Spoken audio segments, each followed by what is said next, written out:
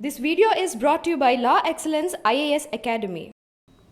Dear students, good morning. Let us start the discussion on today's newspaper, that is 17th September 2019. The first article for discussion, avoidable boat tragedy. So this is a man-made tragedy happened in Godavari River. What are the reasons for these man-made tragedies? I can classify them as three. One is human greed, especially greed of the business. Second is negligence. And third is regulatory failure. So if you take Bhopal gas tragedy or any great tragedy in India, so you can see a business greed exists in it, and then common negligent attitude or take it easy attitude of the people concerned, and finally the regulatory lapses that are existing in the bureaucratic system.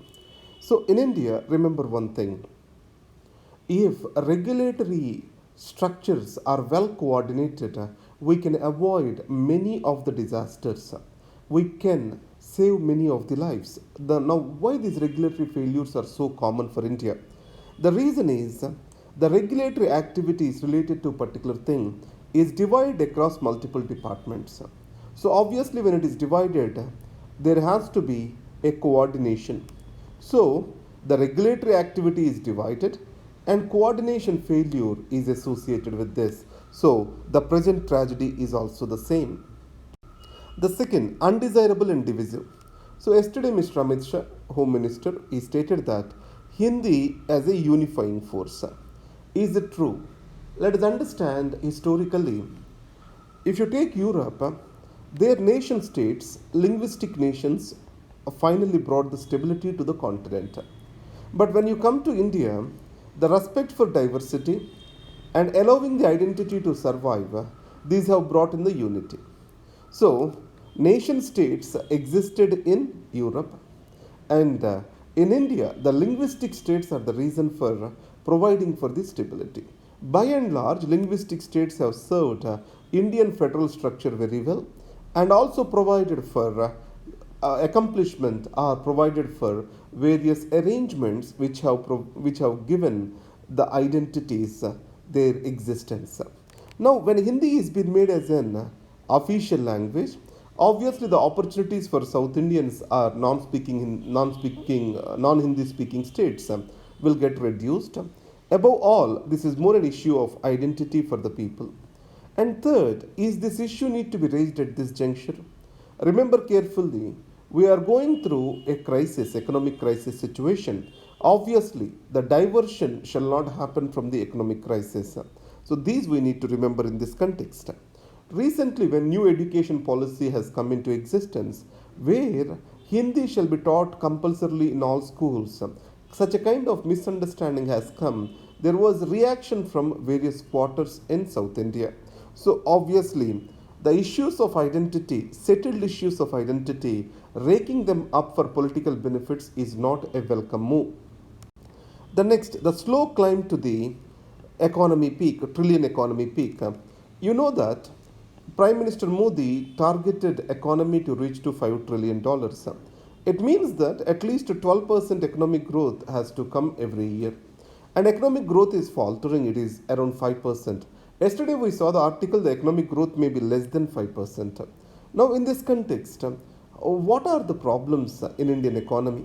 So here the author argues that inequality, 90% of the Indians possess only 10% of the wealth and 10% of the Indians possess 90% of the wealth. And in the recent growth pattern, the jobs are not being created. This is called as jobless growth. And third aspect, India is not properly investing in building the human capital. To build the human capital, education, health, human resources development is very critical, and we are not reaching the GDP expenditure targets on this. The public expenditure is very minimal on these areas. Now, what the steps India has to take? The author suggests to focus on agriculture. Most of the manpower is dependent on the agriculture, so agricultural growth revival also revives the economic growth. And the second is providing for job opportunities to make the growth inclusive, that is MG Narega. And third point, yesterday we already have discussed this. Whatever the steps the government has taken, tax benefits to the automobile sector, or providing for banks the capitalization, all these are the measures which are related to supply side. So what the author argues is we need to bring in measures which can augment the demand.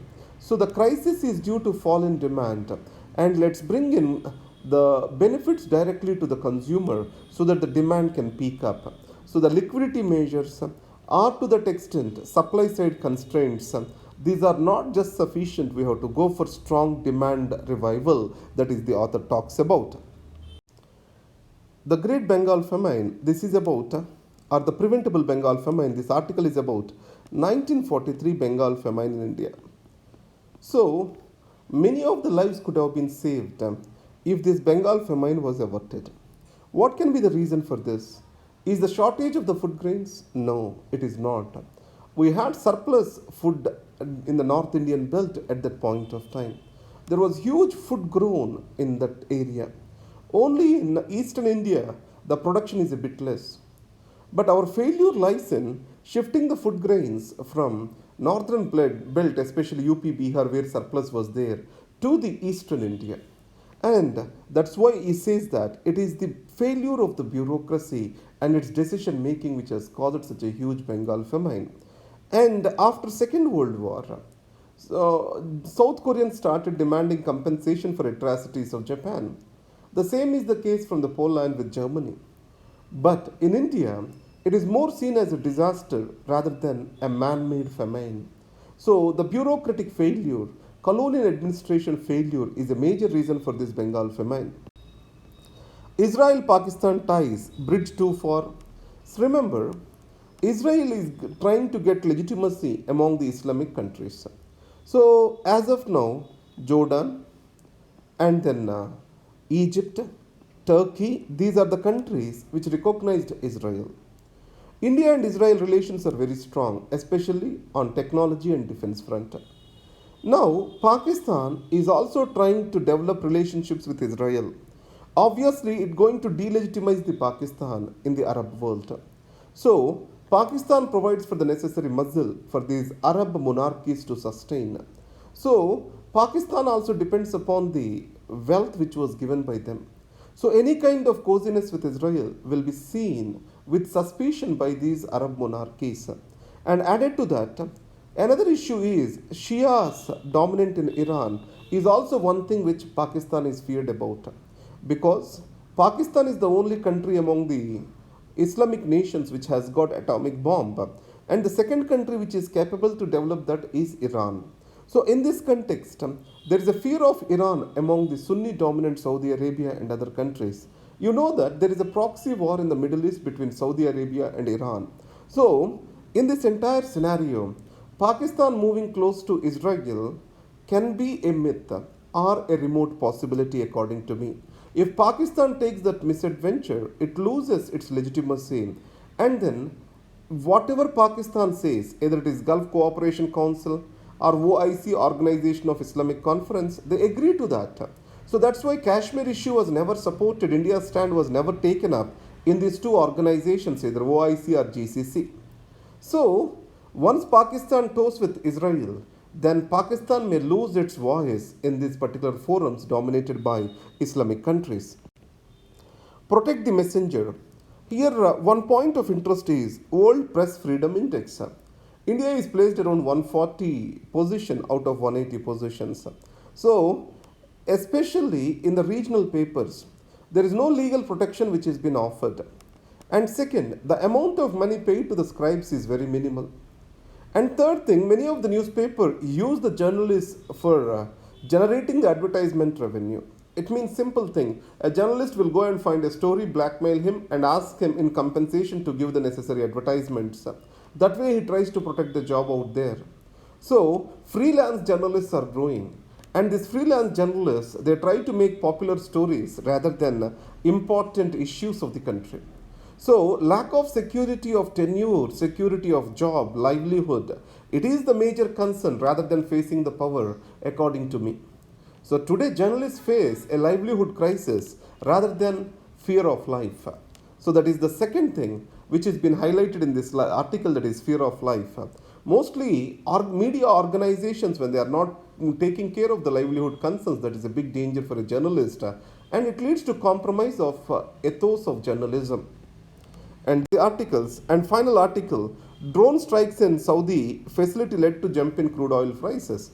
The major part, India is dependent on Saudi for its oil imports. India imports close to 18% of its total crude oil requirements from Saudi Arabia. But however, Saudi has huge strategic reserves which can serve the world for months together. That's why we need not worry much as of now. So these are the articles. Thank you very much. Have a great day. All the best.